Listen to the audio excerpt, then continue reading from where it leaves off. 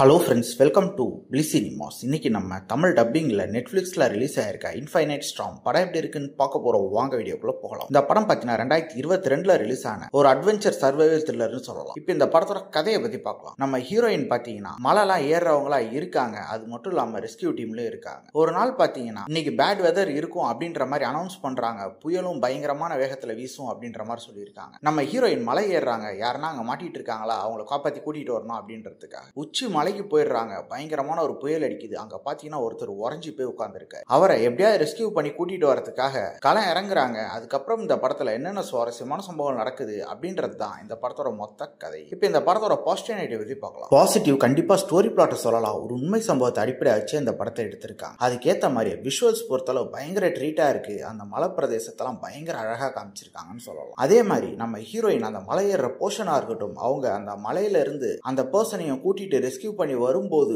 அடிக்கிற புயல்ல இருந்து அவங்க காப்பாத்துறதுக்காக என்னெல்லாம் பண்றாங்க அப்படின்ற மாதிரி ரொம்ப நீட்டாவே காமிச்சிருக்காங்க. உண்மையாலே பார்க்கும்போது இந்த படம் ஒரு ஸ்லோ அண்ட் ஸ்டடியா தான் போகும். ஆனா மலையில இருந்து அவங்க காப்பாத்தி கூட்டிட்டு வரும்போது நமக்கு அந்த ரியலிஸ்டிக் ஃபீல் வர அளவு எடுத்து வச்சிருக்காங்க. டெக்னிக்கல் ஆஸ்பெக்ட்ஸ்ல படம் சவுண்டா இருக்கு. சினிமோட்டோகிராஃபி, சவுண்ட் எஃபெக்ட்ஸ், பிஜிஎம் எல்லாமே அல்டிமேட்டா பண்ணி கொடுத்திருக்காங்க. ஸ்கிரீன் பிளேஸ் பாத்தீங்கன்னா ஒரு பிளாட்டான ஸ்கிரீன் பிளே தான். பெருசா ஹை மூமெண்ட்ஸ் எதுவுமே இருக்காது, ஒரு சில போர்ஷன்ஸை தவிர. ஆனா அந்த இருக்க போர்ஷன் எல்லாமே தரமா இருக்கும். இந்த படத்துல அடல் கண்டென்ட் இருக்கு. ஸோ ஃபேமிலியோட ட்ரை பண்ணாதீங்க. மொத்தத்தில் இந்த படம் ஒரு ஒன் டைம் வாட்சபிள் படம் தான். ட்ரை பண்ணி பாருங்க. இன்னொரு வீடியோல சந்திக்கலாம். தேங்க்யூ.